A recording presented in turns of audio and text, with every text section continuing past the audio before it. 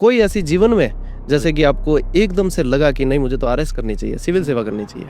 इस फील्ड में एक्सीडेंटली है। अच्छा अच्छा है ना, कोई इंटेंशनली नहीं है कि आरएस बनना ही था और आरएस बनने के लिए अच्छा। आए थे। आया तो मैं जयपुर जो है वो एसएससी की तैयारी के लिए था। अच्छा। 2014 के अंदर मेरी इंजीनियरिंग हुई। हम कुछ दोस्त थे और बीकानेर से हमने कहा नया ठिकाना जयपुर रखते हैं और चलते हैं। पर ये शहर है, गुलाबी शहर है, यहाँ भटकाव भारी है। तो एक साल तो ये शहर ही खा गया, पता ही नहीं चला। सर कपिल सर, अगर आरटीएस नहीं होते, आरएस सेवा में नहीं आते तो किस फील्ड में होते हैं? नहीं, वैसे अगर मैं सही बताऊं तो अगर मैं आरएसआरटीएस नहीं होता तो हमारे सुजानगढ़ में हमारे परिवार की जो परंपरा जो है उसमें हमारे यहाँ से लोग जो वो इटली, ऑस्ट्रेलिया, कनाडा चले जाते हैं। एनआरआई होते हैं आप? एनआरआई होते हैं, वहाँ जाके फिर टैक्सी चलाओ या कुछ भी करो, भले वो अपना कंसर्न है। तो अगर ये यदि कोई फ्रेशर है और वो इस आरएस के लिए तैयारी करनी शुरू करता है तो उसे कहाँ से शुरू करना चाहिए? देखो, फ्रेशर में दो प्रकार के लोग होते हैं। एक जो 12th के बाद सोच लेते हैं टाइम से रहते हुए, एक हमारी तरह जो ग्रेजुएशन करने के बाद लक्ष्य निर्धारण कि अब क्या करना। हाँ, तो उन दोनों के लिए जो है वो अलग अलग मेरे हिसाब से। 12th वाले बच्चे के लिए ज्यादा इजी है क्योंकि वो अभी रिदम में है। मैं आरएस के रिजल्ट पे आऊंगा सर। मैंने देखा 2023 के टॉपर और 2024 के टॉपर बूस्टर से जुड़े हुए दिखे हैं, तो इसके पीछे क्या राज है? तो इसके पीछे तो पहले तो तेजा जी महाराज का अर्जुन माता का आशीर्वाद है। तो मतलब अन अकेडमी तक की जर्नी आ गई। हाँ। अन अकेडमी से आप बूस्टर में अभी मार्गदर्शन की भूमिका निभा रहे हैं, तो ये वाला सफर कैसे तय हुआ? ये जो मतलब इस कहानी के पीछे भी एक छोटी सी कहानी यही है कि वीडियो का एग्जाम था 2021-22 के आसपास। नमस्कार साथियों, बातचीत विद घाणेराव गौरव शो में आप सभी का स्वागत है। और आज मेरे साथ इस शो में जो शख्सियत मौजूद है किसी भी तरीके से परिचय के मोहताज नहीं है। न सिर्फ राजस्थान बल्कि भारतवर्ष के सिविल सेवा की तैयारी करने वाले बच्चे और साथ ही साथ अन्य कंपटीशन एग्जाम की तैयारी करने वाले बच्चे इनसे किसी न किसी रूप से जुड़े हुए हैं। इन्होंने लाखों विद्यार्थियों का मार्गदर्शन किया है और उन्हें अपने लक्ष्य तक पहुंचाने में मदद की है। कपिल सर, आपका बहुत बहुत स्वागत है। धन्यवाद सर। पहले तो मैं आपका साधुवाद करना चाहूँगा क्योंकि हम जब ऑनलाइन पढ़ाते हैं, यूट्यूब के माध्यम में पढ़ाते हैं तो आपस में मिलना नहीं होता है। मिलना आज हुआ, बात हमारी जो महीने भर पहले हुई, लेकिन जानते हैं आपको जो है वो स्टूडेंट, हर स्टूडेंट राजस्थान के कोने कोने में बैठा स्टूडेंट जानता है। और निःशुल्क शिक्षा में जो आपने यूट्यूब पे जो किया उसके लिए मैं आपको धन्यवाद देना चाहूँगा क्योंकि वो बच्चों के लिए सबसे ज़्यादा फायदेमंद चीज़ है जो आपने यूट्यूब पे काम किया, उसके लिए सर धन्यवाद। थैंक यू सर, ये तो मेरे लिए बहुत बड़ा कॉम्प्लीमेंट है और निश्चित रूप से सकारात्मक ऊर्जा का संचार मेरे अंदर अभी मैं महसूस कर पा रहा हूँ। तो this is the big complement for me. उसके साथ साथ वैसे मेरा मन था कि मैं जवाई आता और वहीं पर हम लोग जो अरे वो तो मेरी भी बहुत इच्छा थी, पर इस महीने थोड़ा सा व्यस्तता रही। 2 तो भात थे हमारे, तो उसकी वजह से जो बुआ के भात लेके गए, ऊपर से जो आरएस का रिजल्ट आ गया तो टाइम मिला ही नहीं। ऑलमोस्ट जो है वो एकदम बिजी रहा मामला। पर आज आप आए, मैच के बहाने आए, तो हम आशा करते हैं कि जब तक अपलोड होगा वीडियो तब तक मतलब राजस्थान रॉयल्स 2 मैच जीत जाएगी। तो मैच के नतीजे आ जाएंगे। मैच के नतीजे आ जाएंगे। तो धन्यवाद सर। सर आपकी पृष्ठभूमि जो रही है यानी कि वो कैसी रही है? आरटीएस बनने तक की जर्नी कहाँ से शुरू हुई? वो पृष्ठभूमि में बारे में बात करूँ तो मैं सुजानगढ़ का रहने वाला हूँ। रतनगढ़ के पास जो है वो मेरा ननिहाल है, फिरांसा गांव। और मेरा एकेडमिक जो रहा है वो आदर्श विद्या मंदिर स्कूल में रहा हूँ। उसका रीजन ये कि मम्मी टीचर थे। आदर्श विद्या मंदिर स्कूल के अंदर अगर आप स्विच करना चाहते हैं तो वहाँ पे आपको सेशन वापस स्टार्ट नहीं होता है। जैसे आप सुजानगढ़ आदर्श विद्या मंदिर में, तो अगर रतनगढ़ आदर्श विद्या मंदिर में जा रहे हो तो आपको वापस से एडमिशन लेने की जरूरत नहीं है, वो स्विचिंग हो जाती है। हाँ, स्विच हो जाता है, आप मिड सेशन में भी कर सकते हो। तो ट्रांसफर कभी भी होता है तो कोई दिक्कत नहीं है। तो एवीएम में पढ़ा हुआ हूँ मैं, रतनगढ़ सुजानगढ़ की दोनों एवीएम में पढ़ा हुआ हूँ। उसके बाद में मैंने जो है वो इंजीनियरिंग करी, वो बीकानेर गवर्नमेंट कॉलेज से मैंने जो है वो इंजीनियरिंग करी, जो मेरी जो लगभग 5 वर्षों में पूरी हुई। 1 वर्ष अतिरिक्त लगा उसके अंदर मुझे, ज़्यादा डिटेल में पढ़ा मैंने।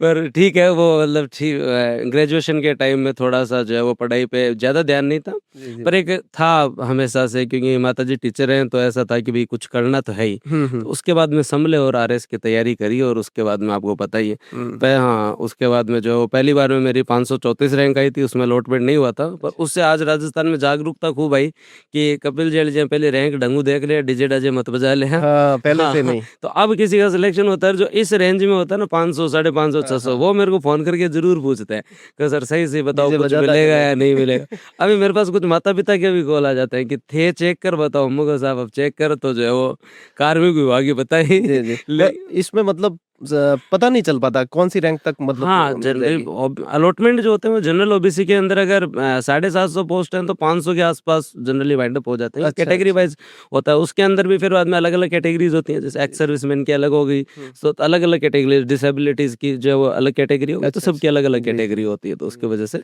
अलॉटमेंट जो है वो उसका थोड़ा सा रहता है कि हाँ इसको क्या मिलेगा। तो वो 500 भी रैंक फिर उसके बाद में जरूर उसके बाद में ठीक है, अपना शुरू से ये था कि हर पेपर अपने को देना है। जी तो उस समय पटवार के 2 पेपर हुआ करते थे, प्री और हाँ मैथ्स हाँ हाँ हुए थे एक बार। जी जी तो वो अपने से जो पास नहीं हुए, है अच्छा ना, आरएस से जस्ट पहले की बात है, वो तो वो पटवार वाले नहीं निकले थे हाँ, तो पटवार का पेपर मेरे लिए आई ओपनर था। हाँ पटवार के पेपर से मेरे को लगा कि यार अपन तैयारी आरएस की कर रहे हैं, बढ़िया जयपुर में घूम रहे हैं, लाइब्रेरी में जा रहे हैं, मतलब बढ़िया जो किताबें पढ़ रहे हैं, मतलब फील ले रहे हैं पढ़ाई की, हम्म। लेकिन अपन कंपटीशन के अंदर अपन से पटवार नहीं निकल रहे। हाँ तो वो मेरे लिए एक आई ओपनर था।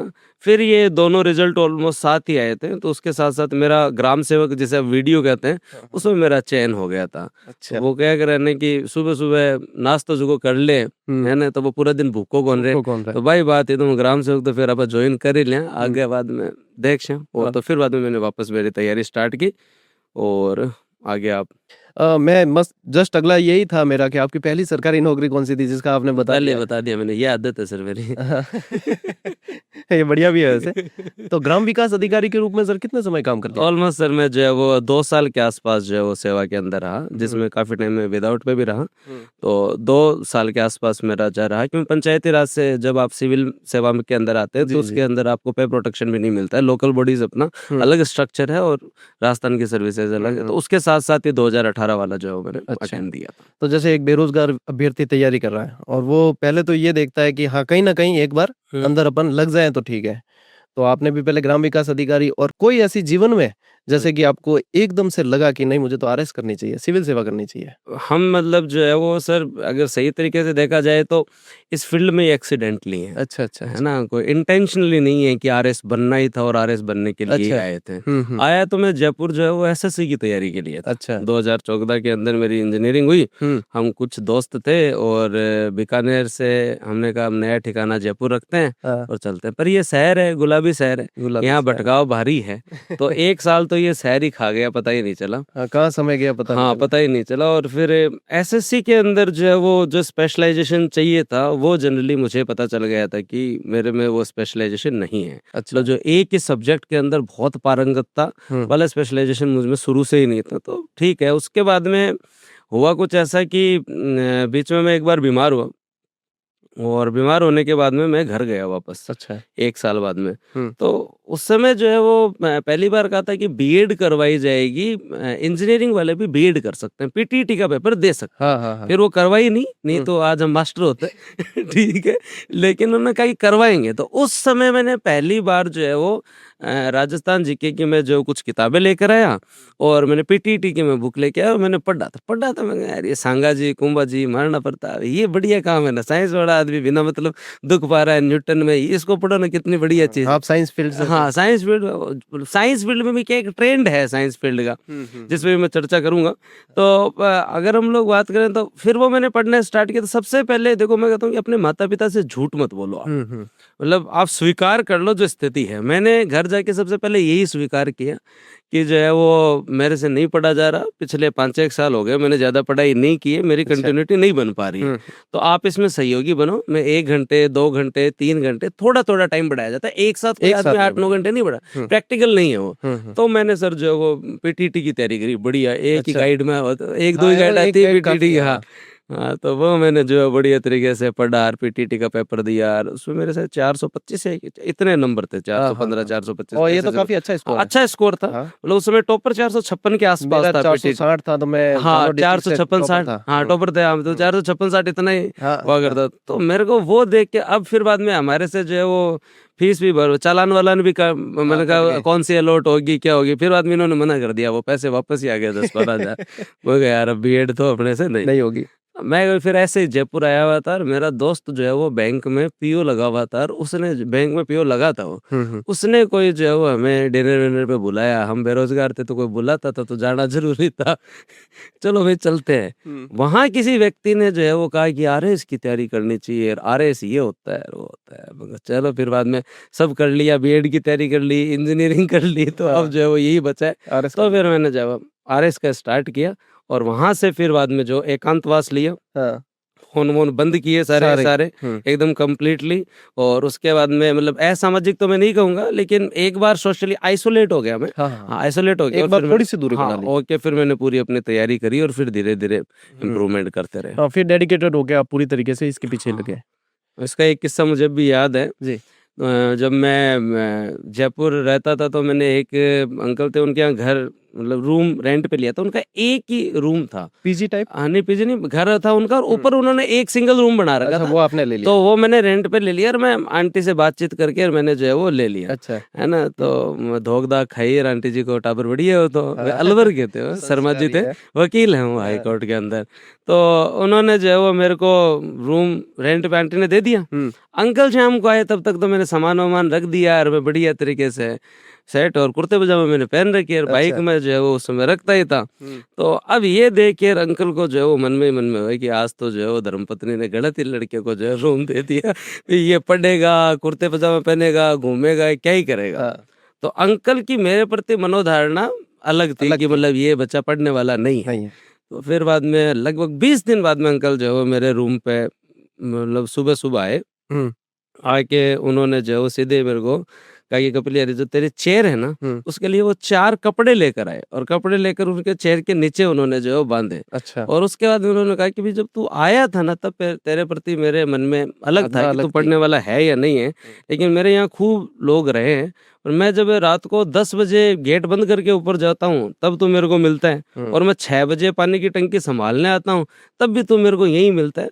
तो पढ़ने वाले तो खूब रहे लेकिन तेरे प्रति मेरी मनोधारणा जो सही हुई। उसके बाद में वो अंकल मेरे को भोजन अंकल आंटी बहुत अच्छे थे। तो वो मतलब ऐसे नहीं है कि हर जगह लैंडलॉर्ड ऐसे ही होते हैं, अच्छे होते हैं कई जगह। शहर में भी गाँव वाले लोग बहुत सपोर्ट भी करते हैं। तो वो जब घर में खाना वाना बनता था तो फिर बाद में एक फैमिली वाला सा टच हो गया था। और आपका नेचर मतलब व्यवहार जैसा है तो आप धारणा बदल भी सकते हैं। हाँ, बदल सकते हैं। काफी अच्छा संदेश है ये। पर लोगों के ओपिनियन से खुद को मतलब जो है वो डाउट में मत लाओ या बार बार मतलब आप लोगों को जो है खुद पे डाउट करने की आवश्यकता नहीं है। लोगों का ओपिनियन आप अपनी मेहनत से बदल सकते हो। ठीक है। तो ये एक थोड़ा सा मेरा उस समय का मेरे को याद है। बहुत बढ़िया किस्सा है, मेरे को भी सुन के बहुत अच्छा लगा। सर फिर आपका प्रशासनिक सेवा में तो आगमन हो गया, उसके बाद में एज एजुकेटर आपने पढ़ाना कब से शुरू कर दिया? एज एजुकेटर अगर मैं बात करूं तो मेरे को आज भी याद है जब 2016 का रिजल्ट आया था ना तो उस समय कुछ दिन तक क्लियरिटी नहीं थी कि कुछ नहीं मिलेगा। है ना, श्योरिटी नहीं थी। तो उस समय फिर जो है वो कोई भी व्यक्ति अगर 500-600 की रेंज में रह जाता है ना, अच्छा, तो फिर उसके लिए थोड़ा भारी हो जाता है क्योंकि उसे सुधार नहीं दिखता। उसको लगता है कि यार यही तो पढ़ा है, इससे तो सिलेक्शन होता है, अब सुधार इंप्रूवमेंट करूं किसमें। तो उस समय मैं कुछ सेमिनार्स में जाया करता था। अच्छा, कोचिंगों के अंदर उस समय गीतांजलि कोचिंग हुआ करती थी, क्लाइमेक्स हुआ करती थी जयपुर में। हाँ, जयपुर में रतन जी बिश्नोई सर चलाया करते थे। अच्छा, है ना, गीतांजलि जगदीश जी ताकर चलाया करते थे। कुछ कोचिंगों में जाया करता था तो वहां पे मैं बढ़िया मोटिवेशन वाले बात करता था, टाबर जो राजी होते। तो मैं यार रैंक अपनी 534 से मोटिवेशन वाले बात ज्यादा है तो नहीं, लेकिन ये टाबर राजी हो रहे। तो फिर मैंने क्या कई सेमिनारों गया तो मेरे को हर बार एक पौधा दे दिया जाता। अच्छा, गिफ्ट के रूप में और एक भगवत गीता। तो वो पौधा दे, मैं एक रूम में रहता, मेरा एक रूममेट तो क्या यार अब चौधरी कितने एक पौधे लेकर आएगा, रखें किस कहाँ पे, एक रूम अपन दोनों खुद ही नहीं आ रहे, पौधों को कहाँ रखेंगे, जैव विविधता हो जाएगी। जैव विविधता ज्यादा हो रही है। मैंने उन सर को कहा कि सर देखो पौधे तो घने दे दिए, अब कोई क्लास व्लास दो तो कोई पढ़ाना स्टार्ट करें। सही बात, और तो करेंगे। तो मेरे को पहला मौका जो है वो रतन जी बिश्नोई सर थे जो क्लाइमेक्स यहाँ पे अपना रन किया करते थे। तो वो उनके पास में गया तो उन्होंने मेरे को कहा कि तू हिम्मत रख, कोई नहीं, पढ़ाना चालू कर और उसके साथ साथ अपना पढ़। तो जो है वो कोई दिक्कत नहीं है। तो मेरे को उन्होंने मौका दिया। सबसे पहले मेरे जीवन में मैंने पहला सब्जेक्ट पढ़ा है लोक प्रशासन, है ना, जो आरएस के सेगमेंट में आता था। लोक प्रशासन के साथ साथ फिर मैंने जो वो इधर दूसरी संस्था में मैंने इकोनॉमिक्स स्टार्ट किया, क्योंकि आरएस में इतनी ज्यादा अपॉर्चुनिटी जयपुर में थी नहीं कि आप एक सब्जेक्ट पढ़ा के आपको 8 घंटे मिल सकते हैं, क्योंकि आरएस की इतनी ज्यादा संस्था थे ही नहीं उस समय यहाँ पे। तो एक दो थे वहाँ पे पहले से टीचर सेटल्ड थे। तो अपने को जो एक जगह पब्लिक एड मिला, एक जगह आपका जो है वो क्या बोलते हैं इकोनॉमिक्स पढ़ाना स्टार्ट किया। फिर पब्लिक एड कंप्लीट हुआ तो सर ने कहा ठीक पढ़ा रहा है, बच्चों का रेस्पॉन्स अच्छा है, एथिक्स पढ़ा ले। तो फिर मैंने एथिक्स पढ़ाया। तो ऐसे करके जो है मैंने फिर टीचिंग में आ गई। फिर हाँ, थोड़ा थोड़ा मैं पढ़ाने लग गया। वहां से रुचि हो गई। हाँ, वहां से थोड़ी थोड़ी मेरी रुचि हो गई। उसके बाद में जो है वो 2018 का टाइम आया तो फिर मैंने पढ़ाना छोड़ दिया। और इकोनॉमिक्स के लिए तो मुझे काफी सारे फीडबैक ऐसे मिलते भी हैं जो यदि किसी शिक्षक के सामने नहीं और बाद में यदि बात हो रही है कि इकोनॉमिक्स यदि पढ़नी है तो कपिल सर से पढ़ो। काफी फीडबैक मेरे स्टाफ में भी है, आपके डाई हार्ड फैन है, तो वो भी इकोनॉमिक्स वो कहते भी है कि यार याद करवाने की कला है कपिल सर के अंदर। ठीक है, मतलब वो तो सर हर टीचर की अपनी शैली होती है, लेकिन मैं ये सोच के कि अगर मेरे को याद हो सकता है तो फिर सबको हो सकता है। तो सबसे पहले मैं यही कोशिश करता हूँ कि मुझे याद हो, है ना। तो बच्चे को मतलब सिंपल करके पढ़ाना ही टीचर की जिम्मेदारी होती है और उसका इंद्रवयन अपन कर रहे हैं। फिर मैंने पढ़ाना वढ़ाना सब कुछ छोड़ दिया सर। 2018 की जब ये वैकेंसी आई, नोटिफिकेशन आया, तो मेरे माताजी ने कहा नहीं ये फिर गैप ले लिया पढ़ाने हाँ, मैंने पढ़ाने से ऑलमोस्ट 1 साल गैप ले लिया। अच्छा। कभी कभी मुझे लगता था कि रिस्क भी है, क्योंकि अगर आप गैप ले रहे हो तो वापस जगह मिलेगी या नहीं मिलेगी, बड़ा वॉलेटाइल फील्ड है ना। मतलब आप 1 साल अगर गायब हो रहे हो तो दूसरे जगह, हाँ, तो फिर दूसरे जगह टीचर तो आएंगे ना। बिल्कुल। फिर मैं कहा चलो जो भी होगा वो देखा जाएगा। और उसके बाद में मैंने मेरा अटेम्प्ट दिया बढ़िया तरीके से, और नियति पे छोड़ के आपने मेहनत करनी वापस शुरू कर दी। बहुत बढ़िया है। सर आपको मैंने अनअकैडमी प्लेटफॉर्म पे भी देखा पढ़ाते हुए। हाँ, अनअकैडमी से जुड़ने के पीछे मतलब क्या कहानी रही या कैसे जुड़े आप? वो सर ये था कोविड का टाइम था। बढ़िया मैं मेरी नौकरी कर रहा था। बढ़िया जो है वो लॉकडाउन के अंदर हम बढ़िया तरीके से आइसोलेट करना और पूरा का पूरा जो है काम संभाल रहे थे। दिल्ली में पंचायत जाता था मेरे। अच्छा। और उस समय एक बार ऐसे लगता भी, मैंने उस समय काफी फील्ड किया। काफी टाइम ऐसे भी लगता था कि आप जा रहे हो क्योंकि मनरेगा की लेबर हमने खूब लगाई थी हमारी पंचायत के अंदर। उस समय सबसे बड़ा संकट आजीविका का संकट था। मैंने उस समय कोविड के अंदर ये देखा है, जो लोग गुजरात में, जो लोग महाराष्ट्र में, कर्नाटक में, हमारे साइड से बहुत लोग रहते हैं, बाहर रहते हैं, अच्छा कमा रहे हैं, लेकिन यहाँ आके जब वो 5-5, 6-6 महीने रहे ना, तो उनके लिए मनरेगा सबसे बड़ा प्लेटफॉर्म था कि इसमें रोजगार मिल जाए। तो वो दिन के 150 रुपए भी अच्छे लग रहे थे उस समय। आजीविका के लिए बहुत अच्छा, मतलब रूरल इकोनॉमी के लिए मनरेगा बहुत अच्छा कॉन्सेप्ट आज भी है, जिसे आज हम विकसित भारत जी राम जी हम कहते हैं। तो उस समय जो है वो मेरा यही रूटीन हुआ करता था। मुझे आज भी पता है, जब मैं फील्ड करके आता था तो मैं ऊपर वाले रूम में जाके रहता था। मेरे को ये डर था कि अब जाके आए हैं तो अगर कोविड हुआ भी तो कम से कम घर वालों को ना हो, मतलब सेल्फ क्वारंटाइन। हाँ, तो सेल्फ जो करने का यही काम था कि भाई मैं जाके आया ऑफिस से, और फिर बाद में जो ऊपर जाके बैठ गए, वहीं से फिर दूसरे दिन वापस जो निकल गए। मेरी पंचायत 85 किलोमीटर थी।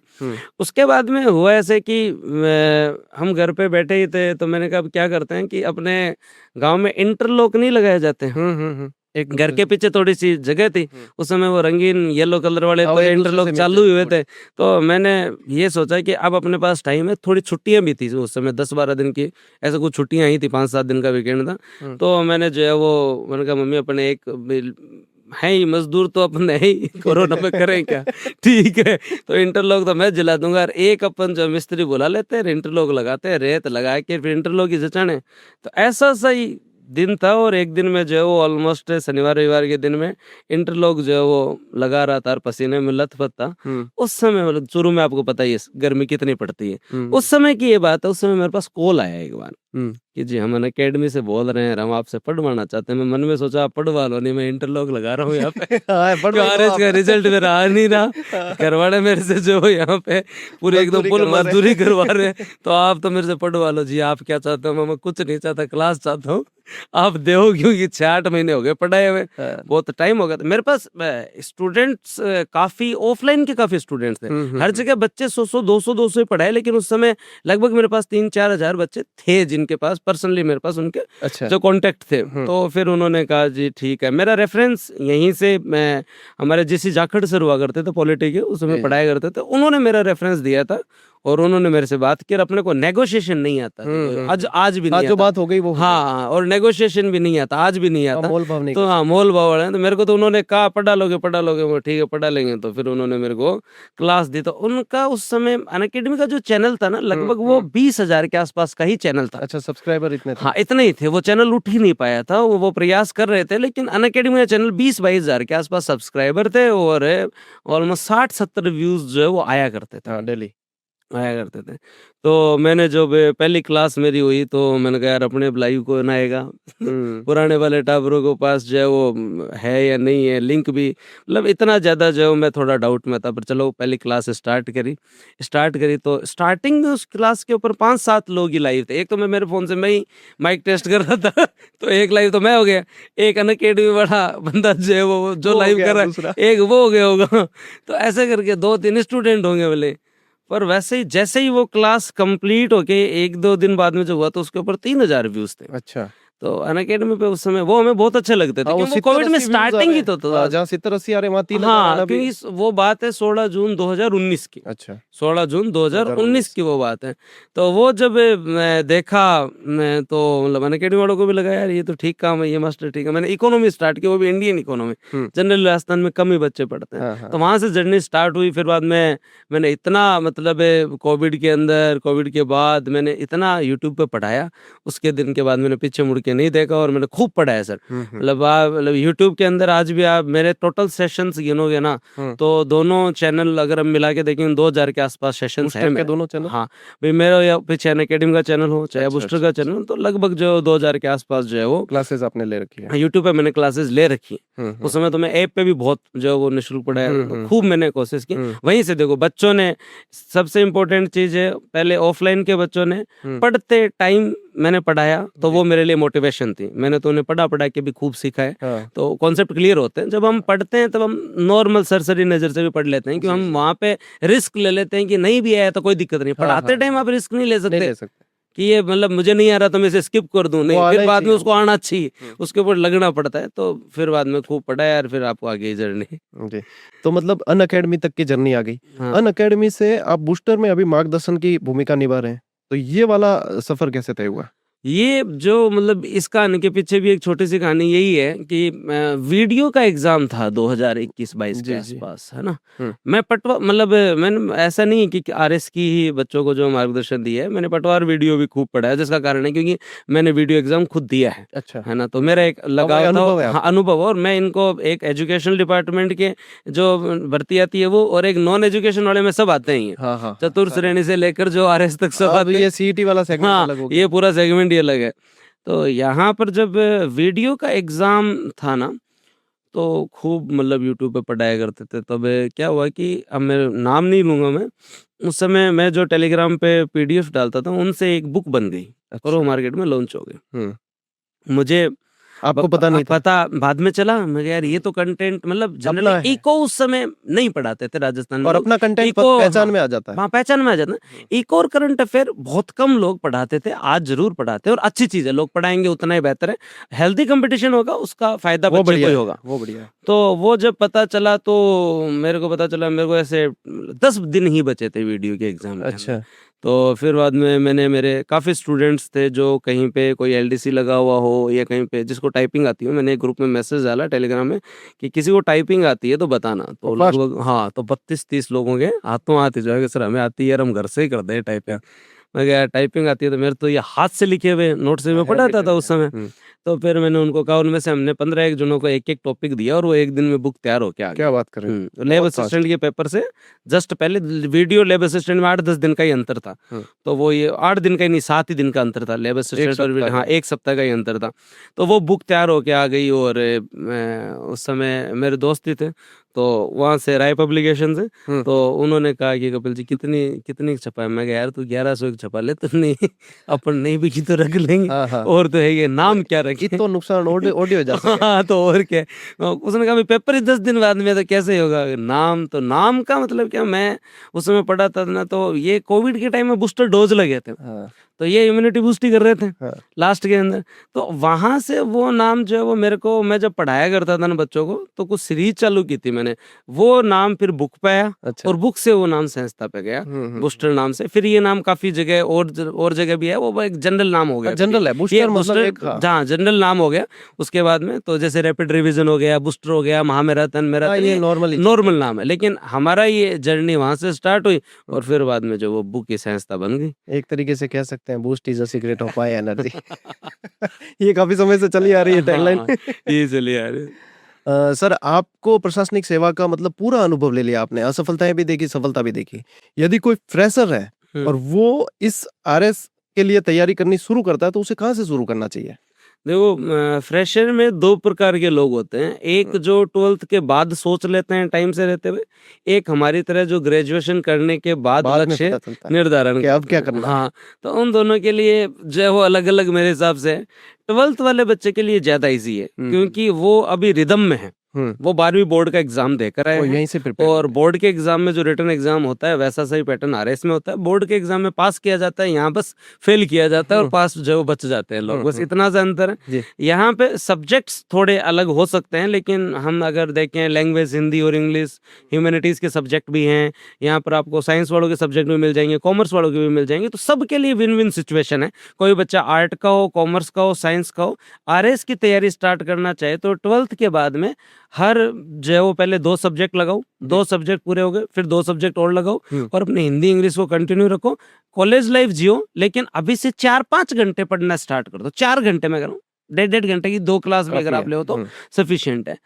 कोचिंग के बारे में अगर मैं बात करूं तो अब जैसे बहुत सारे लोग इस चीज को क्रिटिसिज्म करते हैं कि कई लोग नेगेटिव ले लेते हैं, लेकिन अब ऐसा तो नहीं है ना कि किसी को गाड़ी में पेट्रोल भरवाना है और रिफाइनरी लगा ले घर पे, ऐसा पॉसिबल तो नहीं है ना। तो मतलब जब अपने को किराने का सामान लेकर आना है और अपन किराने की दुकान खोल ले, ऐसा तो पॉसिबल नहीं है।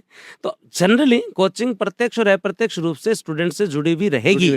वो माने तो बेहतर है, वो ना माने तो भी मुझे नहीं लगता कि किसी को फर्क पड़ेगा, क्योंकि उस संस्था का काम है कि आगे जाके और बच्चों को पढ़ाना, है ना। नेकी करो, दरिया में डालो, आगे चलो। और उनके पास में मार्गदर्शन नहीं होता तो वो कहाँ से ले मार्गदर्शन? तो कोचिंग एक मतलब फील्ड है, एक उनको एक सीडी मिल गई जहाँ से उनको, और उसका फायदा ये हुआ कि YouTube के आने के बाद में YouTube अपने आप में सबसे बड़ी कोचिंग है। हाँ। मैं ये मानता हूँ कि सबसे बड़ी कोचिंग अगर कोई दुनिया में है तो वो है YouTube। दूर दराज तक पहुंच, हाँ, सबसे बड़ी भी, जहाँ पे आप पूरा कंटेंट आपको मिल जाएगा दूर दराज तक।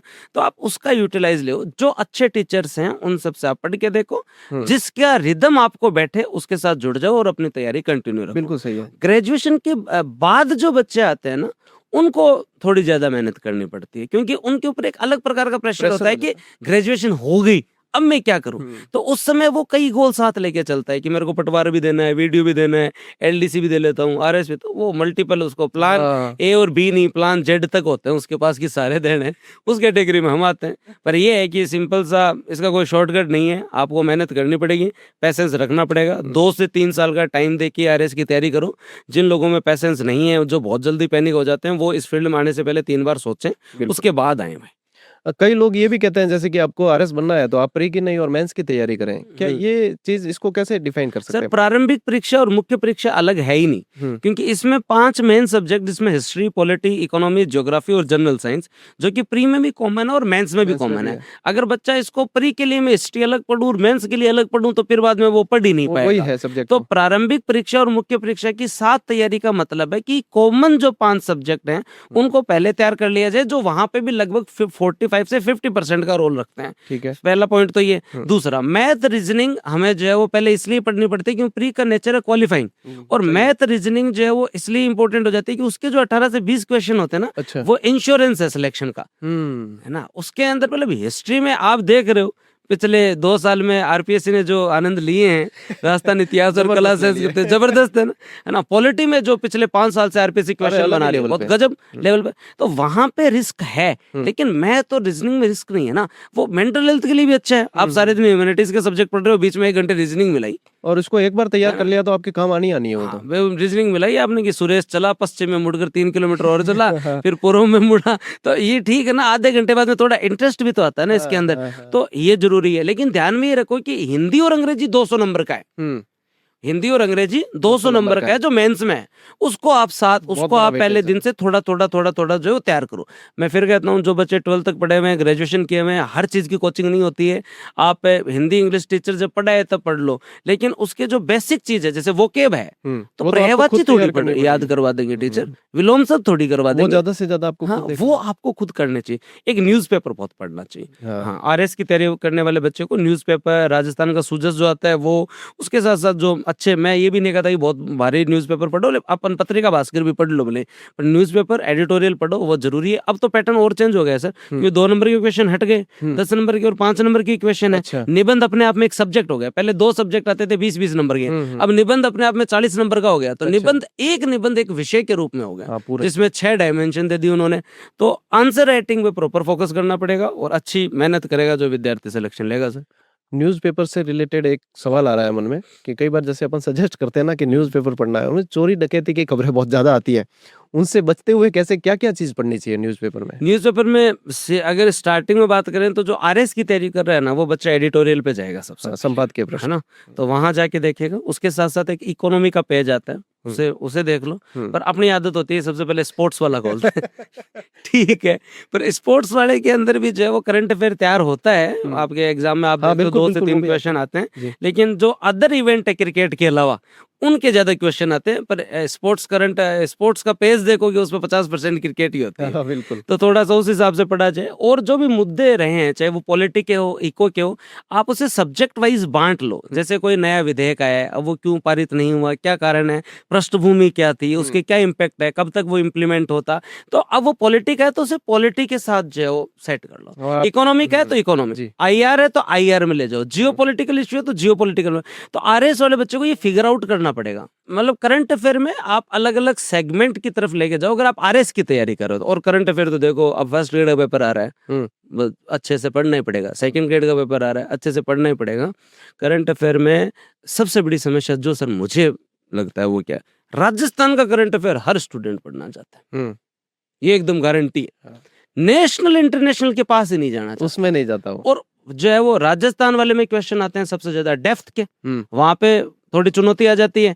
नेशनल इंटरनेशनल के क्वेश्चन इजी आते हैं, लेकिन आपने टच ही नहीं किया पढ़ते टाइम, आपने ध्यान ही नहीं दिया। भाई करंट आज के टाइम में हर एग्जाम में एक सब्जेक्ट के बराबर हो गया सर। बिल्कुल। जैसे अभी PSI का एग्जाम हुआ तो वहां पे Rajasthan history, art and culture और ज्योग्राफी तीनों के मिला के क्वेश्चन जो थे वो लगभग 20 के आसपास, और वो सामान्य थे। हाँ, और 20 के आसपास क्वेश्चन थे। करंट और इको सर्वे अकेला 20 क्वेश्चन पे था। तो वो दोनों चीजें रिलेटेड है। तो ये थोड़ा सा बच्चों को मैं यही कहना चाहूंगा कि आप नेशनल इंटरनेशनल करंट अफेयर को भी अच्छे से पढ़ें, करंट को रिवाइज करें, बढ़िया उसके क्वेश्चन करें। सोर्स बहुत सारे लोग अच्छा करंट अफेयर पढ़ा रहे हैं और सभी पढ़ा रहे हैं आज के टाइम में करंट अफेयर। जो आपका जिसका रिदम बैठे उससे पढ़ो आप, जिससे आपको बढ़िया लगता है, जिससे समझ बैठती है। पढ़ना एक बार होता है किसी से, है ना, और एक बार पढ़ने से सिलेक्शन हो ना तो फिर 2 लाख लोग 4 लाख लोगों का हो जाए। सिलेक्शन एक बार पढ़ने से नहीं होता। मैंने पढ़ा दिया एक बार तो मेरे से सबने पढ़ा। मुद्दे की बात है कि उस चीज को बच्चे ने कितना रिवाइज किया, एग्जाम तक रिकॉल किया, उसका टेस्ट दिया, उसके MCQ किए या नहीं किए, ये सबसे ज्यादा इंपॉर्टेंट है। तभी तो मैं कहता हूँ कोचिंग से ज्यादा सेल्फ स्टडी का रोल क्या है, क्यों है, क्योंकि कोचिंग एक बार पढ़ाती है, एक रिवीजन और करा देंगे, 2 बार, पर एक बार सिलेक्शन के लिए आप खुद बताओ 8 से 10 बार नहीं पढ़ना पड़ेगा। मतलब आपने पढ़ा तो है, एक बार पढ़ लिया, लेकिन बिल्ड कितना किया उसको वापस, वो जरूरी है। मैं RS के रिजल्ट पे आऊंगा सर। मैंने देखा 2023 के टॉपर, 2024 के टॉपर बूस्टर से जुड़े हुए दिखे हैं, तो इसके पीछे क्या राज है? तो इसके पीछे तो पहले तो तेजा जी महाराज का जीण माता का आशीर्वाद है। बिल्कुल है ना भाई, एक नई संस्था जिस पर बच्चे जो है वो ट्रस्ट करते हैं, संस्था तक आते हैं। हमारा तो जो सेंटर है इंटरव्यू का वो भी यहाँ से 1-1.5 किलोमीटर दूर है, बच्चा पैदल भी आता है। ऐसा नहीं कि हम एकदम मेन जगह बैठे हैं वहाँ पे आ जाए, 1.5-2 किलोमीटर दूर है जनरली मेन कोचिंग हब से। अगर इसमें देखा जाए तो RS की जो जर्नी है वो 3 स्तर पर है, प्रारंभिक परीक्षा, मुख्य परीक्षा और साक्षात्कार। इसमें विद्यार्थी मतलब अपने मल्टीपल रिसोर्सेज रखता है, और अब जो तैयारी है उसके अंदर वो कई जगह से कई चीजें जो है पढ़ता है ना। जिसके अंदर मैं अगर 2023 के टॉपर के बारे में बात करूं तो उनका हमारे यहाँ आगमन केवल और केवल साक्षात्कार के समय हुआ। साक्षात्कार के समय उन्होंने जो अपना फीडबैक भरा उसमें उन्होंने जो यूट्यूब और करंट अफेयर का जो लिखा था उसके पर उसके बाद में हमने उनकी पूरी गरिमा रखी। साक्षात्कार में तो साक्षात्कार की हमने बात, आपने वही बात, वो एक शुभकामना होती है। देखो जी, आपके परिवार में भी कोई का सिलेक्शन होगा तो वो शुभकामना तो जनरली देगा ही, ठीक है ना। उसके साथ साथ 2023 हमारा पहला रिजल्ट था। इससे पहला रिजल्ट हमारा ईयूआरओ का था। अच्छा। तो वो तो एक तरफा रिजल्ट हमारा जो ईयूआरओ का रहा और उससे सबसे ज्यादा इंस्टीट्यूट की क्रेडिबिलिटी बढ़ी, है ना। और ऑनलाइन की सबसे बड़ा ड्रॉबैक ये है कि आपको नहीं पता कि आपका पढ़ा हुआ स्टूडेंट जो सिलेक्ट हो गया, वो बताएगा तभी पता चलेगा, पहले नहीं पता चल सकता, वो बताएगा तभी पता चलेगा। तो ईयूआरओ का जब से रिजल्ट आया तो बहुत जो है वो चारों तरफ ईयूआरओ की चर्चा हुई और ईयूआरओ की भर्ती जो 2 बार एग्जाम हुआ था, री एग्जाम हुआ था, काफी कम पोस्ट थी, लगभग इतनी 100 के आसपास पोस्ट थी। हाँ, 50 के आसपास स्टूडेंट हमारे यहाँ पर थे। तो हमने बहुत अच्छा रिजल्ट दिया और उससे जो है वो चारों तरफ जो है वो और वो उसके बाद में 2023 का रिजल्ट आया। 2023 का रिजल्ट ऑनलाइन आरएस के पढ़ाने की अगर आप बात करें ना, मैं दावे से कह सकता हूँ हमने ऑनलाइन आरएस के अंदर जो है वो, मैं इंस्टीट्यूट के बारे में बात नहीं कर रहा हूँ, इससे पहले भी आरएस को ऑनलाइन पढ़ाना मेरा सपना था। अच्छा। हाँ, शुरू से था कि लोगों को ये कहना था कि सिविल सेवा की तैयारी ऑनलाइन नहीं हो सकती। मतलब आप जो और एग्जाम की तैयारी कर सकते हो, लेकिन आरएस के लिए आपको जो है वो जाना ही पड़ेगा, जयपुर, दिल्ली, जोधपुर, कोटा, सीकर, कहीं जाना ही पड़ेगा आपको।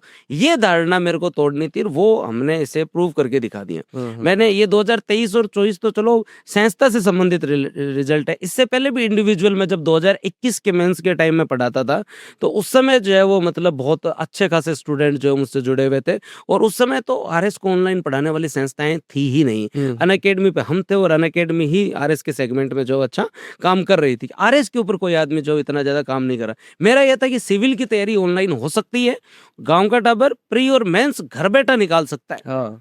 इंटरव्यू के लिए आए तो आ जाए, जयपुर एक दिन आके चला जाए यहाँ पे, लेकिन जब उसे मतलब यहाँ आने की आवश्यकता नहीं है, वो घर बैठे पढ़ सकता है। और ये हमने प्रूव करके दिखाया।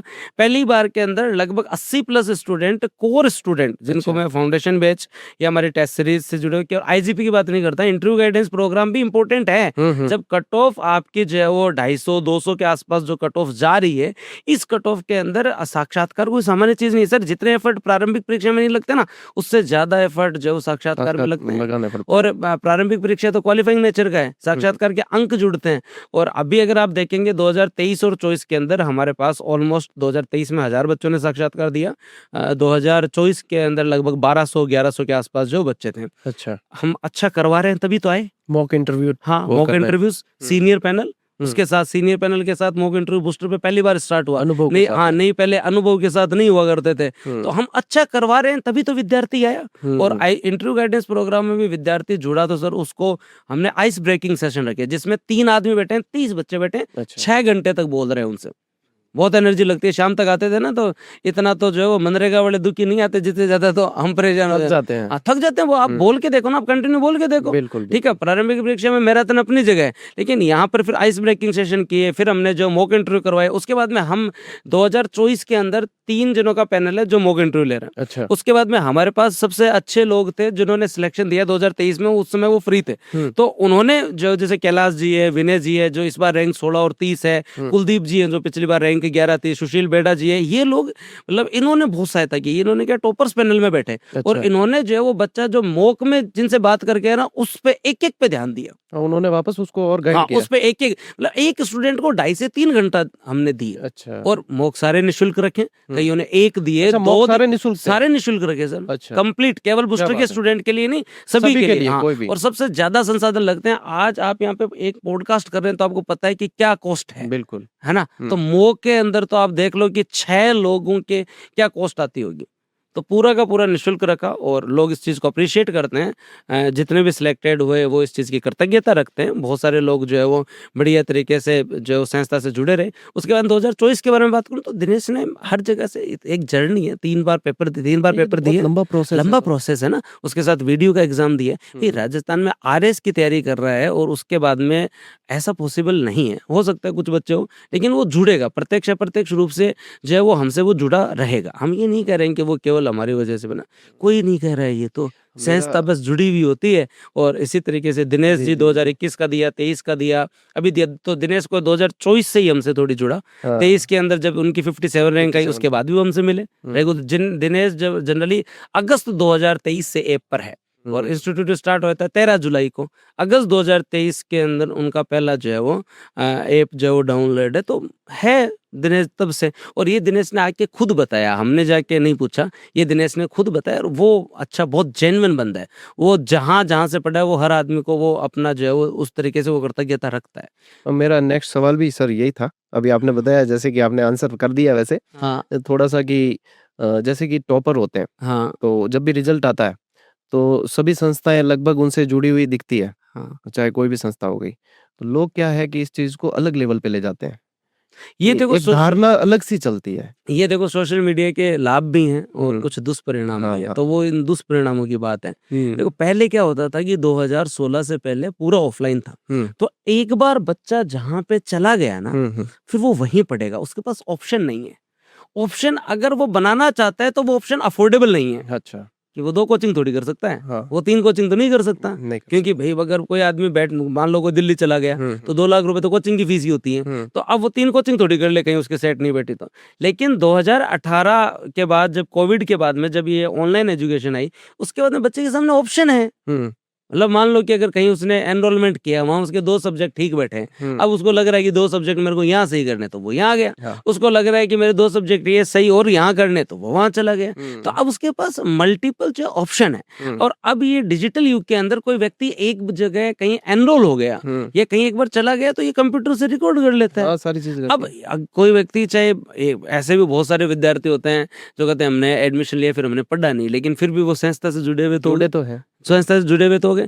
तो यही एक चीज है जिसमें टॉपर मल्टीपल रिसोर्सेज से पढ़ते हैं और उसके बाद में उनको जो बेहतर लगता है उनके पास हो जाते हैं। सिंपल सी बात है। पर ये जो मतलब जो है वो कोई भी सिलेक्टेड, चाहे वो रैंक 1 हो चाहे रैंक 100 हो, सिलेक्टेड सारे सिलेक्टेड ही हैं, मतलब ये गलत धारणा है। ये तो आजकल ये भी हो गया ना, सोशल मीडिया पे व्यूज अच्छे आ जाते हैं तो आएंगे किस पे, कुछ ना कुछ तो मुद्दा चाहिए, तो उसको मतलब ये मैं देख रहा हूँ काफी रिजल्ट आने के बाद में ये चीज। हाँ बहुत ज्यादा, इस बार तो कुछ ज्यादा ही हो। और ये भी होता है कि पॉजिटिव चीजों पे व्यूज कम आते हैं, नेगेटिव पे ज्यादा आते हैं। नेगेटिव ये तो एकदम मतलब धीरे धीरे इंटरेस्ट लेते हैं, बहुत शानदार क्लास ले लो।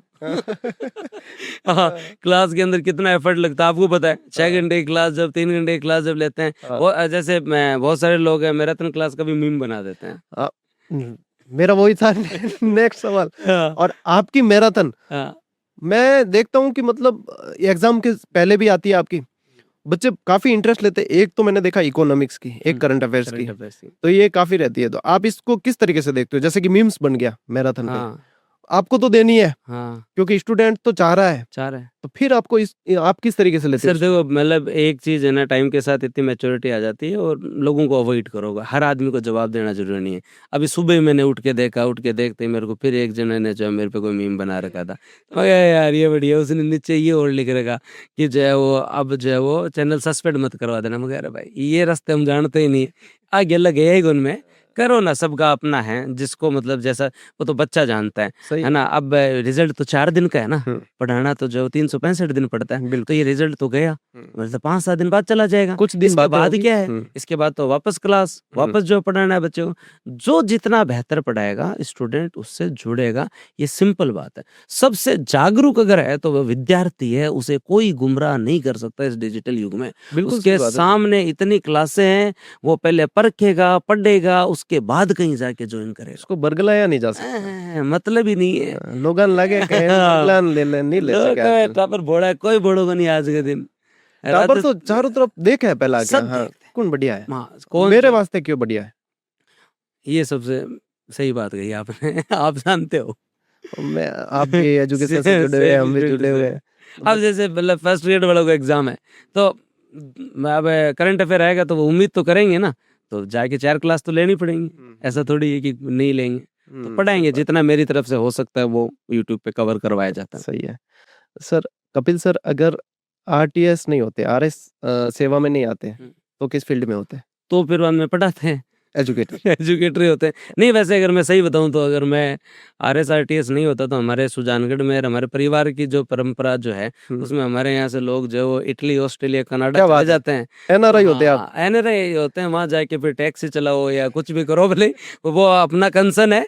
तो अगर ये नहीं होता तो फिर बाद में जो है वो मतलब मेरे को खुद को भी याद है, हम 2 दोस्त थे, तो 2015 के आसपास जब SSC नहीं हुआ तो हमें एक बार लगा कि अब आजीविका के लिए बेहतर है कि कहीं वीज़ा वीज़ा लगवाते हैं, चलते हैं वहाँ पे, अब जाके काम ही तो करना है, कहीं करो ना, पर कम से कम करेंसी डिफरेंस तो आए कम से कम। वहाँ कोई आदमी जाता है तो इटली में जैसे कोई व्यक्ति कमाता है तो वहाँ जाके मजदूर का भी काम करे तो लाख सवा लाख रुपए कमा ही लेता है।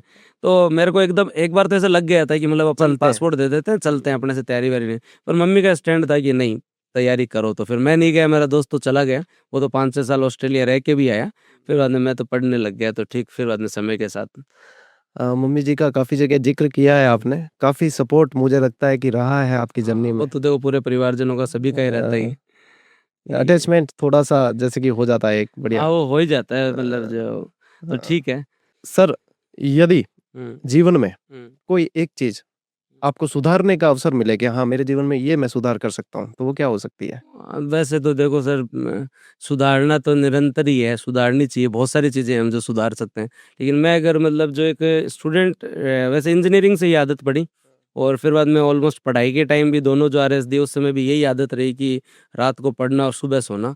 लेकिन अब वो जीवन में गतिरोध बनती जा रही है, तो मेरे को लगता है कि मैं कुछ सुधारना चाहूँ तो ये चाहूँगा कि मैं टाइम से सो जाऊँ और थोड़ा जल्दी उठ जाऊँ। ये मेरे को अच्छा, सबसे जीवन में सबसे बड़ा सुधार यही चाहिए आपकी मेरे को। लेट उठने की आदत है हाँ, मतलब। मतलब लगभग 8-9 बज जाते हैं, अरे! सुबह देखी नहीं तो फिर क्या देखा? शाम जो यूट्यूब पे चली गई अ, और सुबह देखी नहीं तो फिर बाद में मतलब जीवन का मज़ा मतलब नहीं। अभी ये कंडीशन चल रही है कि सुबह और शाम दोनों नहीं देख पा दोनों रहे हैं। मिस ने, वो हमारे गजेंद्र जी हैं, कविया जी, अच्छा। तो वो हिस्ट्री आर्ट एंड कल्चर पढ़ाते हैं सर।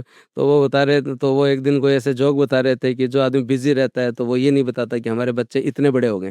कोई बताते हैं कि हमारा बच्चा जो इतना बड़ा हो गया। तो ऐसे कैसे कभी उठते जाते हैं तब वो सोया हुआ दिखता है, आते हैं तब भी वो सोया हुआ दिखता है। तो वो है तो, और अभी तो यही सुधार करना चाहेंगे, थोड़े बच्चों को टाइम दें, हुँ, टाइम हुँ, निकालें, हुँ। बस टाइम नहीं निकल पा फैमिली रहा। के लिए हाँ, थोड़ा-सा बस वही है, समय। हेल्थ के लिए और फैमिली के लिए। हाँ, और आपकी जो बूस्टर फैमिली है, हुँ। उसपे कितने लोगों की टीम है सर?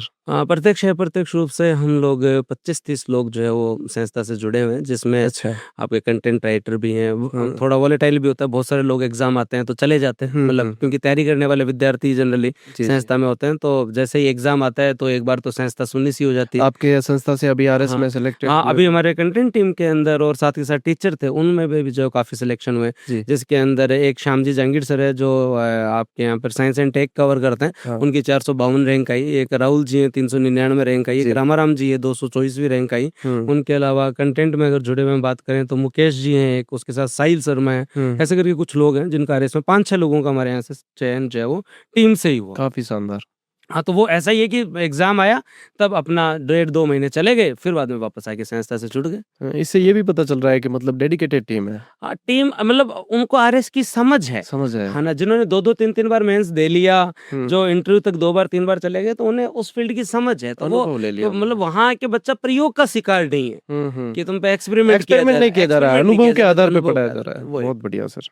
यही था मेरा कि आरएस का जो कंटेंट है, वो कैसे तैयार किया जाता है, तो मुझे लमसम इसका आंसर मिल रहा है कि एक अनुभवी टीम है, जो इसको बहुत अच्छे से प्रिपेयर कर रही है, क्योंकि ये स्टूडेंट का सवाल था। ये इसमें मैं जानना चाहूँगा 2 मिनट है, जी, जी। कंटेंट के बारे में अगर मैं बात करूँ तो जनरली हुआ क्या कि मैं जब मैं पढ़ा रहा था उस समय एक बार हमने एक बेसमेंट लिया और मेरे जितने भी आरएस के जो नोट्स थे, मैंने जी। जो 2 भर्ती के अंदर मेरे बनाए थे, उसके आधार पर हम 10 लोग बैठे थे।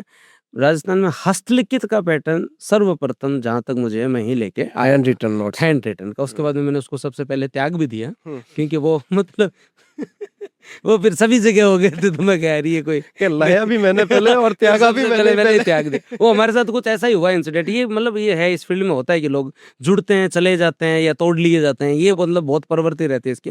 तो हम लोगों ने जो है बहुत अच्छे से मतलब कंटेंट बनाया 2023 के टाइम में, और हस्तलिखित हमारे पहली बार नोट्स आए थे, उसी पर आधारित हमेशा वैल्यू एडिशन रहती रही। हुँ। हम हमेशा यही कहते हैं कि जैसे कोई भी सब्जेक्ट तैयार हुआ उसको एक बार जो सिलेक्टेड है वो अपनी नज़र से देख ले और उसमें अपनी वैल्यू एडिशन कर दे। तो ये हमारे साथ जो है वो आप लिखने वाली जो बात कर रहे हो ना, हुँ, उसका हुँ, सीन क्या हुँ। हुआ था कि वो हमारे पास लगभग 8-10 स्टूडेंट हो गए थे, हुँ, हुँ। जो ये काम करते थे। जी। फिर बाद में उनको कई जगह से जब उन्होंने कई जगह कोशिश की, हाँ। तो एक बंदे को तोड़ा, तो फिर बाद में मैंने पूरी जो समिति को ही भंग कर दिया। मैं तुम 9 के 9 भी चले जाओ, फिर ये लिखने वाला काम एक नहीं डूबेगा तो करेंगे। सभी हाँ, डूबेंगे, सब के सभी जाओ। पूरा वही ऐसा कांसेप्ट मैं है। 2-3 चीज़ें और बताता हूँ। ऐसा कुछ चीज़ें भी हैं फील्ड में, बहुत सारे अच्छी चीज़ें भी हैं। जैसे एक बार मैं अंकित अवस्थी सर का एग्ज़ाम्पल देता हूँ। हुँ, हुँ। करंट अफेयर पढ़ाते हैं, तो काफ़ी मतलब एक काफ़ी इन्फ्लुएंसर नाम है। और हुँ। उसके रूप में हैं। तो उनके पास एक बार हमारे यहाँ से एक बंदा गया, तो उन्होंने मतलब मेरे पास कॉल किया, कहा, "ये कपिल तेरा काम पूरा करके आया ना?" मैं कहा भाई साहब थोड़ा सा बाकी है, कोई एक बार पहले 13 कर लेने थे। ये एक एथिक्स होती है। हाँ। मेरे पास एक बार कि अपन एक बार हाँ, एक इंटरव्यू पैनल में पैनलिस्ट है, मैं नाम नहीं लूंगा, सबसे बड़ी संस्था से भी है, मेरे भी सिंपल यही कंसर्न था, फोन करके पूछा कि भी आपका काम बीच में तो नहीं छोड़ के आए ना, आपका काम पूरा करके आए ना, आपकी तरफ से अगर है तो फिर हम जो हमारे यहाँ इससे अपना व्यवहार अच्छा रहता है। हाँ, लंबा काम करना चाहेगा है। क्या मतलब, लंबा ये काम आप करना किसी को तोड़ रहे हो, किसी को जोड़ रहे हो, इन चीजों से सर जो है वो संस्थाएं नहीं चलती है। संस्था चलती है बॉन्ड से, आपका बच्चों के साथ कितने ईमानदार हो आप, उससे हाँ, आपकी बॉन्डिंग कैसी है, आपका व्यवहार कैसा है, वही आपको आगे लेकर जाता है। वही इम्पोर्टेंट है। जी सर। कपिल सर के बारे में एक स्टूडेंट का क्वेश्चन है कि कपिल सर अधिकांश रुतबे वाली वैकेंसी कवर करवाते हैं कि हम चतुर्थ श्रेणी वालों का मतलब क्या सीन है, नहीं ये पढ़ा झूठा आरोप है सर, क्योंकि मैंने उनके लिए भी जो है ना 2 मैराथन रखी थी। अच्छा। हाँ, एकदम बाकायदा चतुर्थ श्रेणी वालों को भी मैंने 2 मैराथन पढ़ाई थी, और ये एकदम झूठा आरोप है। मैंने पटवार वीडियो खूब पढ़ाया है, सीटी वालों को पढ़ाया। मेरा करंट अफेयर का पोर्शन चाहे वो रीट में भी है, मैं लास्ट में जाके 3 या 4 क्लासेस हमेशा लेता हूँ, जो 5-5 घंटे की होती है, मेरे को इतना बहुत होता है। और रेगुलर बच्चा क्या होता है कि एग्जाम से पहले पढ़ना है, मंथली भी पढ़ लो ना, मंथली करंट अफेयर की 6 क्लास जाती है सर, एक राजस्थान की, एक स्पोर्ट्स की, एक नेशनल इंटरनेशनल और एक टेक्नोलॉजी के, 6 या 5 क्लासेस जाती है। कंटेंट वही काम हाँ, आएगा। तो कंटेंट वही तो होता है। अब आप लास्ट में पढ़ते हो तो उसको जल्दी में पढ़ना पड़ता है, मंथली आप पढ़ लो तो आपको मैराथन में डिपेंड ही नहीं होना पड़े।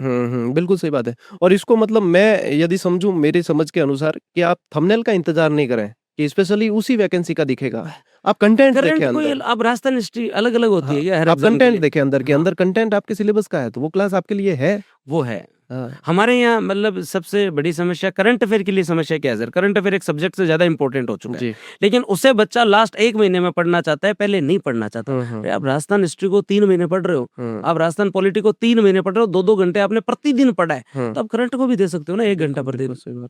तो उसके ऊपर उसको बस लास्ट में पढ़ना है, लास्ट में आप पढ़ लोगे पर सारे प्रश्न नहीं कर पाओगे, और लास्ट में सारा पढ़ा हुआ घातक और हो जाता है, क्योंकि सब कुछ देखा हुआ होता है, फिर कंट्रोल और नहीं होता, प्रश्न करना पड़ता है, नेगेटिव में चला हाँ जाता है। नेगेटिव में हो जाता है। अब अपने पॉडकास्ट की एक मतलब एक रोचक कह सकते हैं अपन एक्टिविटी होती है, हाँ, जिसके अंदर हम कभी अलग अलग गेम्स करवाते हैं, तो आपका इंटरेस्ट क्रिकेट में काफी है। हाँ, देखने में तो है सर, है ना। हाँ, तो एक गेम खेलते हैं अपन। मेरे दादाजी ने नाम भी मेरा मतलब जो इसलिए हाँ, रखा आपका था, तो है भी खेला नहीं मैं लेकिन जो नाम भी ऐसे ही रखा था। कपिल देव के नाम पे ही। हाँ, तो मैं आपको कुछ क्रिकेटर के नाम बताऊंगा, आपका जो फेवरेट है आपको उसको चूज करना है। ठीक है सर। युवराज सिंह या अभिषेक शर्मा, युवराज सिंह, युवराज सिंह या ईशान किशन, युवराज सिंह, युवराज सिंह या सूर्य कुमार यादव, युवराज सिंह, युवराज सिंह या महेंद्र सिंह धोनी, युवराज सिंह, युवराज सिंह या विराट कोहली, विराट कोहली। विराट कोहली या जसप्रीत बुमराह, सर ये थोड़ा मुश्किल है, बट विराट कोहली। विराट कोहली या गौतम गंभीर, विराट कोहली। विराट कोहली या आशीष नेहरा, आशीष नेहरा, आशीष नेहरा या रोहित शर्मा, रोहित शर्मा, रोहित शर्मा या श्रेयस अय्यर, पिछले कुछ सालों से देखा जाए तो श्रेयस अय्यर, श्रेयस अय्यर या हार्दिक पांड्या, श्रेयस अय्यर, श्रेयस अय्यर या रविंद्र जडेजा, श्रेयस अय्यर, श्रेयस अय्यर या रवि बिश्नोई, श्रेयस अय्यर, श्रेयस अय्यर या सचिन तेंदुलकर, सचिन तेंदुलकर, सचिन तेंदुलकर या मोहम्मद कैफ, सचिन तेंदुलकर, सचिन तेंदुलकर या सौरव गांगुली, सचिन तेंदुलकर, सचिन तेंदुलकर या मोहम्मद अजरुद्दीन, सचिन तेंदुलकर, सचिन तेंदुलकर या कपिल देव। अब ये तो मतलब भारी क्वेश्चन हो गया, पास बराबर सी है, ये भी दोनों ऐसे यहाँ तो यहाँ पे एक चूज करना पड़ेगा। चूज करना पड़ेगा, तो सचिन पाजी को देखा है हमने तो क्या सचिन तेंदुलकर या अजय जडेजा, सचिन तेंदुलकर, सचिन तेंदुलकर या राहुल द्रविड़, सचिन तेंदुलकर, सचिन तेंदुलकर या वीरेंद्र सहवाग, वीरेंद्र सहवाग, वीरेंद्र सहवाग या नयन मोंगिया, कोई भी हो सर, वीरेंद्र सहवाग लास्ट में गड़ी है, लास्ट ऑप्शन। इससे आगे आप मत ही पूछो भाई। वीरेंद्र सहवाग मतलब आपके लिए सबसे फेवरेट? हाँ, मतलब सबसे फेवरेट है। मतलब अगर हम लोग देखें, जैसे आपने 2-4 नाम लिए ना यहाँ पे क्रिकेटर्स में, अगर मैं बात बताऊँ, आपने नए पुराने सबके नाम लिए, जहाँ पे सचिन तेंदुलकर कोई डिबेट नहीं है, कपिल देव कोई डिबेट नहीं, युवराज सिंह मतलब सबसे अलग व्यक्ति अलग है। उसके साथ साथ वीरेंद्र सहवाग की मतलब जनरेशन की मोहब्बत होती है ना क्रिकेट से, वो पैदा की है उस बंदे ने। हिटिंग से देखने को टेस्ट किसने देखने सीखे भारत में? अगर लोगों ने टेस्ट मैच देखे ना तो सहवाग की वजह से देखे, उससे पहले कोई टेस्ट नहीं देखता था सर। वो मुल्तान का सुल्तान, हाँ, बैटिंग बड़ी। हम स्कूल में हुआ करते थे, तो हमारे स्कूल में जब हम 12th में हुआ करते थे, उस जो 11th-12th में वीरेंद्र सहवाग ने 2 बार 300 बनाया था, उस समय वो बैक टू बैक ही था। तो हमारे यहाँ पे एक मोबाइल होता था, वो मतलब एक बंदा चोरी करके रखता था और वो सर्कुलेट होता था, कभी चेक हो जाता था। हाँ, और उसमें हम जो है स्कोर देखा करते थे, थोड़ा सा इंटरनेट होता था और स्कोर देखते थे कितने रन बन गए, सहवाग के कितने रन बन गए, आज दिन खत्म हो रहा है और एक दिन में 280 रन। और ये आईपीएल जो अब स्टार्ट हुआ है ना, वो तो सहवाग ने टेस्ट में कर दिया सर। बड़ा इंटरेस्टिंग है ये तो। तो वीरेंद्र सहवाग मतलब लास्ट है सर। बिल्कुल, बहुत आनंद आया सर। और एक क्वेश्चन और पूछना चाहूंगा मैं हाँ कि आज के समय में पढ़ाने की बात करें, पीपीटी से पढ़ाना ज्यादा बेहतर है या एक एक शब्द को खुद लिखकर बोर्ड पे? सर, मैं तो इसमें ये मानूंगा कि ये हाइब्रिड है, ये ज़्यादा बेहतर है कि इसे हाइब्रिड रखा जाए। इन दोनों के कुछ एडवांटेज है Next और up. कुछ डिसएडवांटेज भी है। जैसे फॉर एग्जांपल, पहले चीज़ तो ये समझना चाहिए कि ऑनलाइन है तो फिर उसे ऑनलाइन समझे। ऑनलाइन के अंदर पीपीटी का प्रयोग जो है वो इसलिए होता है कि चीज़ों पे डिस्कशन हो सके। बिल्कुल, आप 12th तक नहीं है कि आपको हर चीज़ के नोट्स बनवाए जाए। आप डिस्क्राइब ज्यादा करते हाँ, मतलब एक कोई भी मतलब डेफिनेशन है, फिस्कल पॉलिसी क्या होती है, हम उसकी डेफिनेशन पे चले तो उसको बोल बोल के लिखवाने से बेहतर है उसके जो 3 चीज है उस पर डिस्कशन कर लिया उसको जाए। समझा दिया जाए। हाँ, उस पर डिस्कशन कर लिया जाए ना। जैसे अपन साइकोलॉजी में पढ़ते हैं, अल्फ्रेड बिले ने कहा कि बुद्धि क्या है, अच्छा निर्णय लेना, अच्छा तर्क प्रस्तुत करना, अच्छा बोध करने की योग्यता है। तो इस पर डिस्कशन करो ना, इन 3 पॉइंट के ऊपर। या फिर आप बोल के पढ़ो, लिखाओगे, बच्चे ने लिख लिया, फिर एक जना कह रहा है सर क्या बोला था, अच्छा निर्णय वापस बोलो, तो वो मतलब वो चीज परंपरागत है, वो स्कूल तक बेहतर है। हाँ। बच्चों के लिए टाइम टेकिंग ज्यादा है, आप ज्यादा बेहतर है। पीपीटी हो सकती है साथ में, जैसे मैं होती पीपीटी है लेकिन मैं यूज बहुत कम करता हूँ, मैं सारा जो है वो बोर्ड पे पढ़ाता हूँ, लेकिन मैं पूरा प्रॉपर लिखवाता नहीं। उसका रीजन ये, आप में आने चाहिए ना ये गुण। आप सिविल की तैयारी कर रहे हो, आप हर चीज जो है वो अगर लिख के ही करोगे तो फिर बाद में तो पढ़ के ही पार, वहां जाके आपको आंसर राइटिंग करनी है। तो बेटर ये है कि चीजों को समझा जाए, नोट्स आपके पास होने चाहिए। पीपीटी का उपयोग हो तो भी ठीक है, नहीं भी हो तो कोई बात। मतलब उससे समय बच जाएगा तो वो और कोई चीज तैयार करने में काम आएगा। 6 मिनट मैं आपको, हुर्डा सम्मेलन है, 6 मिनट तक उसको ना आप लिखवा नहीं सकते, 10 मिनट तक एकदम क्लियर। हल्दी घाटी के युद्ध को अगर आप लिखवाओगे ना तो 1 घंटा पूरा लगेगा सर। तो 1 घंटा अगर हल्दी घाटी के युद्ध को लिखवाने में लगा, उससे ज्यादा बेहतर है उसके प्रभाव क्या कारण रहे, वहां से फिर बाद में आगे क्या क्या प्रवृत्तियां चेंज हुई, उसमें किस किस की क्या भूमिका थी, उसका विश्लेषण कर लो ना, उस पर चर्चा कर लो ना। प्रश्न कैसे बन सकता है। जीडीपी डेफिनेशन लिखने से ज्यादा बेहतर है कि जीडीपी होती क्या, उस पर 15 मिनट चर्चा समझा दिया जाए, तो वो समझना ज्यादा जरूरी। तो ये मेरे, वैसे हर टीचर का अपना ओपिनियन है, मेरा ये मानना है कि मैं इसको हाइब्रिड रखता हूँ कि है पर उसको उतना ही यूज लो जो और बच्चों को क्लास के अंदर फिर बाद में ऑफलाइन है। ऑनलाइन का मतलब ये होता है आपके पास कंटेंट है, आपके पास नोट्स है, सहयोग के रूप में आपके पास अगर पीपीटी है तो उससे थोड़ा सा जो डिस्कशन हो जाए। कुल मिला के समझ विकसित होनी चाहिए। अब ऐसे तो बच्चे कहते हैं सर आपको पूरे डाटा याद नहीं है, तो मेरा पेपर थोड़ी है, तुम्हारा है। मैं अगर ऐसे बात ठीक है। ऐसे अगर मैं पूरे आर्थिक समय डाटा याद करना तो घर वालों का नंबर भूल जाऊंगा, इतने तो डाटा है। तो फिर भाई मेरा काम है, मैंने फर्स्ट चैप्टर पढ़ा उस समय मेरे को याद है, अब तुम्हें पेपर देना, पेपर तक तुम याद रखो यार, मेरे को अगले साल की बार मेरा तो काम हो गया। हाँ, मेरा काम हो गया। अब मैंने मेरा पेपर दिया, अब मेरे को टाइम दे दो, रिविजन करके मैं भी याद कर लूंगा। ऐसे कोई ज्ञानी नहीं है सर। अगर कोई भी टीचर खुद नहीं पढ़ता है तो वो डाउन जाएगा, ये गारंटी है। खुद को तो पढ़ना ही है। हाँ, मैंने आज तक पॉलिटी लगभग जो है 10 से 12 बार पढ़ा दी, लेकिन जब भी फंडामेंटल राइट का टॉपिक आता है वापस उसको नए सिरे से पढ़ते हैं, 2-3 घंटे मैं मेरी क्लास खुद ले लेता हूँ। मगर यार ज्यादा वापस रिकॉल में टाइम लगेगा, इससे अच्छा 2x करके मैं सुन लूं, मेरे को पढ़ाना मैं बहुत बार करता हूँ सर। सेम एज इट, मैं भी ये चीज करता हूँ। हाँ, मेरे को अब इस बार आरएस वालों में साइकोलॉजी पढ़ानी थी, तो वो बिहेवियर की मैंने मेरी क्लास जो इंटेलिजेंस की क्लास मैंने खुद मेरी ली और कल से मैंने पढ़ाना चालू कर दिया। क्या बात है। खुद की क्लास खुद से खुद को सीखना पड़ता है, खुद को हर बार। बस उसमें मतलब मैं आज तक जितनी बार भी पढ़ाया ना, हर बार नोट्स बदलते हैं, आप जोड़ते रहो, उसके अंदर जोड़ते रहो, क्योंकि पेपर में क्वेश्चन भी कुछ ऐसे ही आ रहे हैं, पैटर्न भी चेंज। हाँ, तो कहाँ सर मतलब अच्छे जितने भी एजुकेटर्स हैं या कॉलेज हैं आप देखेंगे तो सब देख कर ही तो पढ़ाते हैं। ये तो अलग अवधारणा होनी चाहिए, समझाने की। अगले को थोड़ी, को 70 साल का आदमी है वो इकोनॉमिक्स पढ़ा रहा, तो उसको क्या करना है इकोनॉमिक्स का? उनको तो जीवन के अंतिम पड़ाव पे ठीक है, वो 2 बात बता सकते हैं, उसके बाद उनको जो मतलब रेस्ट करना है तुम दो पेपर। तो ये गलत धारणा है कि मतलब जो टीचर को पूर्णतः या कॉन्सेप्ट क्लियरिटी के साथ वो उनको समझा दे, उनको याद करवा दे, फिर बच्चा रिविजन करे। तभी मैं कहता हूँ सेल्फ स्टडी सबसे ज्यादा इम्पोर्टेंट। वैसे ये उदाहरण इंटरेस्टिंग था। तो सर चर्चा करके आपसे काफी अच्छा महसूस हो रहा, काफ़ी चीज़ें सीखने को मिली और स्टूडेंट्स को मैं समझता हूँ कि काफ़ी चीज़ों के आंसर भी मिले होंगे और उन्हें भी काफ़ी चीज़ें सीखने को मिली होगी। लास्ट में कंक्लूजन के रूप में यदि आप कोई संदेश देना चाहें अपने क्योंकि ज़्यादातर विद्यार्थी जुड़े हुए हैं अपने से, तो आपको इन्हें संदेश देना चाहे कि कैसे? तो मेरा तो लास्ट में संदेश यही है कि वो शुरू से बडेरे भी यही संदेश दे रहे हैं कि आप मेहनत कर लो तो ज़्यादा बेहतर है। तो ये जो जवानी का टाइम है, आपके जो 4-5 साल है, इनको बेहतर यूटिलाइज़ करो कोई व्यक्ति 23-24 साल की उम्र में नौकरी लग जाता है तो उसकी मेंटल हेल्थ बहुत अच्छी होती है। जी। उसके जीवन में बहुत ज़्यादा अप्स डाउन्स की वैसे तो जीवन रहता है अप डाउन में, लेकिन वो संभावनाएँ नहीं रहती। आप समय खराब करते हो और उसी समय के लिए बाद में जाके रिग्रेट करते हो, तो कोई ज़्यादा मज़ा नहीं है। और हर बार मैं एक ही चीज़ बार-बार बोलता हूँ। मैं जिनको आदर्श मानता हूँ, सरवण चौधरी जी जो सीएलसी के डायरेक्टर हैं, अच्छा। उन्होंने 2 शब्द मेरे को 11th में सिखाए थे और उनसे मैं काफ़ी प्रभावित था कि जीवन में एक तो काश नहीं होना चाहिए और ना ही जीवन में कोई आपको बेचारा कहे। काश मतलब रिग्रेट नहीं होना चाहिए कि काश मैं कर लेता तो ये हो जाता। जवान हो, जोश है तो अभी पढ़ लो, ज़्यादा बेटर है। घर वाले संसाधन से ज़्यादा कुछ नहीं दे सकते बिल्कुल। और हम जिस पृष्ठभूमि में आते हैं वहाँ पढ़ाई के अलावा कोई ज़्यादा स्कोप है नहीं, तो ज़्यादा बेहतर है, ये सबसे अच्छी चीज़ है। और बेचारा मतलब किसी की दया का पात्र मत पात्र बनो नहीं बनना चाहिए। और दया का पात्र नहीं बनना चाहते हो तो मेहनती बनना पड़ेगा। पढ़ाई करनी तो पड़ेगी। मेरा तो इतना ही निवेदन है आपके पास ये जो समय है, बच्चों को लगता है कई बार घर वाले कहते हैं 10वीं तक पढ़ ले फिर मज़े हैं, 12वीं तक पढ़ ले फिर मज़े हैं। ऐसे तो जीवन में मज़े कहीं नहीं है, जीवन में मज़ा है। लेकिन ठीक है, आप ग्रेजुएशन के साथ या ग्रेजुएशन के बाद आपको एक बार 2 साल बहुत अच्छे से लगाने होंगे, फिर उसके बाद में पढ़ाई में मज़ा आने लग जाएगा। फिर रिवीजन ही करना है, वो स्टार्टिंग के 6-8 महीने ही होते हैं, 1 साल बाद में तो आदमी को बिना पढ़े नहीं रहा जाता। जब सिलेक्शन हो जाता है ना, सिलेक्शन के बाद में लोग बोर होने लग जाते हैं कि अब करें क्या, जब तक ट्रेनिंग चालू नहीं होती तब तक वो 4-5 महीने एकदम कहते हैं सर एकदम निठल्ले ही हो गए, करें क्या। तो पढ़ने में सबसे ज़्यादा मज़ा है, पढ़ाई स्टार्ट करो, अच्छे से ईमानदारी से करो। घर वालों को जो स्थिति है ना वो बताओ, खुद को धोखा मत दो, घर वालों को धोखा मत दो। मैं देखता हूँ बहुत सारे लोग जयपुर के अंदर घूम रहे हैं।